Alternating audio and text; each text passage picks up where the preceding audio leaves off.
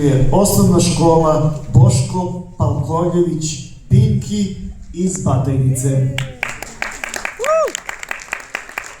Želim da primetim da pozitivno ocenim naselje Batajnice iz dve škole, dva velika hora sa zaista razvijenom muzičkom kulturom. Zaista svaka čast nastavnicima, svaka čast roditelja, svaka čast školama. Zaista. Naši drugari škole Pinki izvešće 5 kompozicija.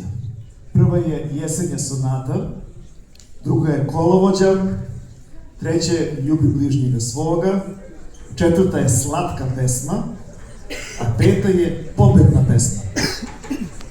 Dirigent hora i korepetitor je Milica Furtula.